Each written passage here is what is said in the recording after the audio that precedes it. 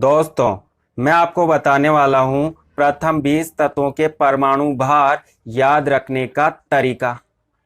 मतलब परमाणु क्रमांक 1 से परमाणु क्रमांक 20 तक के तत्वों का परमाणु भार याद रखने का तरीका। दोस्तों, इसके लिए आपको इन दो बातों को याद रखना है। जब किसी तत्व का परमाणु क्रमांक सम संख्या होती है, मतलब इवन नंबर होता है, तो आपको क्या करना है, उस तत्व के परमाणु क्रमांक को 2 गुना करना है, तो आपको परमाणु भार प्राप्त हो जाएगा। किसी तत्व का परमाणु क्रमांक विषम संख्या है, मतलब ऑड नंबर है, तो आपको क्या करना है, परमाणु क्रमांक को 2 गुना करना है और बाद में आपको 1 जोड़ना है, तो आपको परमाणु भार प्राप्त हो जाएगा। परंतु यह ट्रिक इन 5 तत्वों पर कार्य नहीं करती। ये अपवाद है और इन्हें आपको याद रखना होगा। परमाणु क्रमांक 1, 4, 7, 17, 18 इन पर यह ट्रिक काम नहीं करती। तो इन तत्वों के परमाणु भार आपको याद रखना है। हाइड्रोजन का परमाणु भार 1 होता है, बेरिलियम का परमाणु भार 9, नाइट्रोजन का 14, क्लोरीन का 35.5 और आर्गन का 40 होता है। शेष तत्वों का परमाणु भार आप इस ट्रिक से ज्ञात कर सकते हो और यह ट्रिक परमाणु क्रमांक 1 से 20 तक के तत्वों पर कार्य करती। दोस्तों, यहाँ पर आपको कुछ तत्व नजर आ रहे हैं। इन तत्वों का हमें परमाणु भार पता करना है।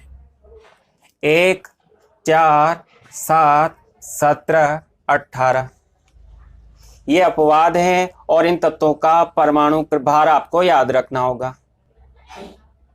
हाइड्रोजन का परमाणु क्रमांक 1 है, तो इसके लिए यह तरीका काम नहीं करता। हाइड्रोजन का परमाणु भार 1 होता है। हीलियम का परमाणु क्रमांक 2 है और परमाणु क्रमांक 2 सम संख्या है और सम संख्या होने पर आपको क्या करना है, उसे 2 गुना करना है, तो हीलियम का परमाणु भार होगा 4। लिथियम का परमाणु क्रमांक 3 है और यह विषम संख्या है और विषम संख्या को 2 गुना करना है और इसके बाद इसमें 1 जोड़ना है, तो आपको लिथियम का परमाणु भार प्राप्त हो जाएगा 7। बेरिलियम यहाँ पर अपवाद है और इसका परमाणु भार आपको याद रखना है 9 होता है। बोरॉन का परमाणु क्रमांक 5 विषम संख्या है और विषम संख्या को 2 गुना करना है और उसमें 1 जोड़ना है, तो बोरॉन का परमाणु भार प्राप्त होगा 11। कार्बन का परमाणु क्रमांक 6 और यह सम संख्या है, तो इस सम संख्या को हम 2 गुना करते हैं तो हमें कार्बन का परमाणु भार प्राप्त होता है 12। दोस्तों, नाइट्रोजन का परमाणु क्रमांक 7 है और यह अपवाद है, तो इसका परमाणु भार आपको याद रखना है 14 होता है। ऑक्सीजन का परमाणु क्रमांक 8 है और यह सम संख्या है, तो इसे आपको 2 गुना करना है, तो ऑक्सीजन का परमाणु भार 16 प्राप्त होगा। फ्लूओरिन का परमाणु क्रमांक विषम संख्या है और विषम संख्या को 2 गुना करना है और उसमें 1 जोड़ना है और आपको प्राप्त होगा 19। नियोन का परमाणु क्रमांक सम संख्या है और सम संख्या को 2 गुना करना है, नियोन का परमाणु भार 20 है। सोडियम का परमाणु क्रमांक विषम संख्या है और इसे हमें 2 गुना करना है और 1 जोड़ना है, तो सोडियम का परमाणु भार प्राप्त होता है 23। मैग्नीशियम का परमाणु क्रमांक सम संख्या है, तो आप बता सकते हो आसानी से कि इसका परमाणु भार कितना होगा, 24। एल्यूमिनियम का परमाणु क्रमांक 13 विषम संख्या है, तो इसका परमाणु भार 27 होगा। सिलिकॉन का परमाणु क्रमांक सम संख्या है, तो इसका परमाणु भार 28 होगा। विषम संख्या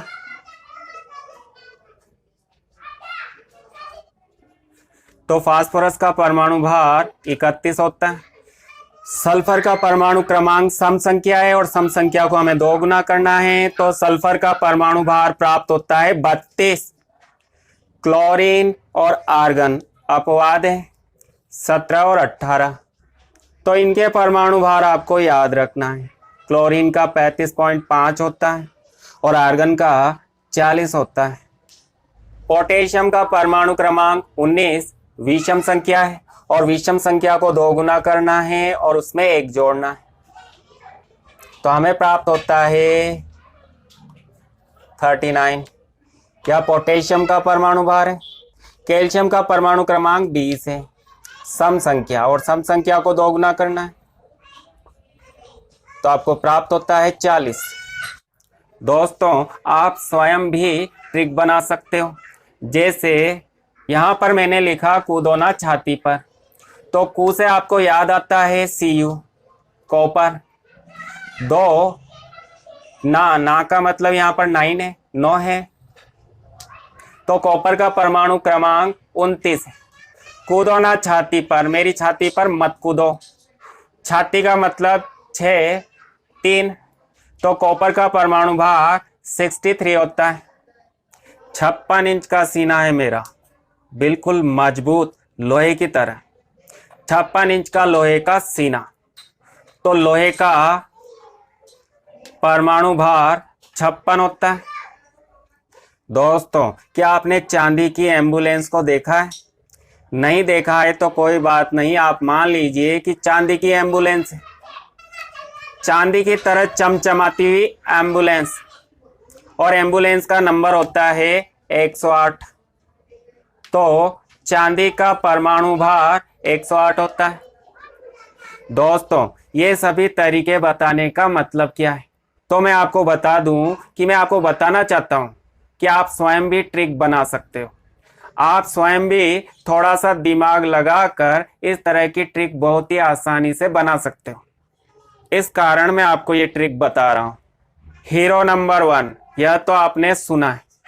तो हीरो मतलब हाइड्रोजन, इसका परमाणु क्रमांक 1 है, और मैंने आपको बताया था यह अपवाद है, तो इसका परमाणु भार 1 आपको याद रखना है।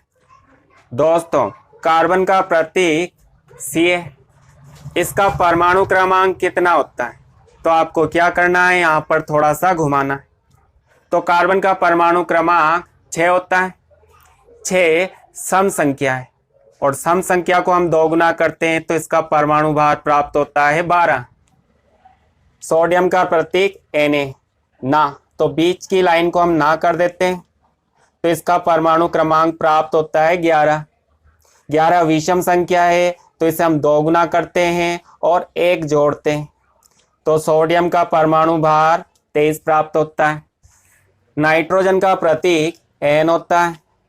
इस प्रतीक को आप ध्यान से देखो तो आपको इसमें इन पहली 2 लाइनों से ये आकृति नजर आती, या अंतिम 2 लाइनों से आपको ये आकृति नजर आती, और ये आकृति 7 के समान है। तो नाइट्रोजन का परमाणु क्रमांक 7 होता है, और यह अपवाद है। इसका परमाणु भार आपको याद रखना होगा 14।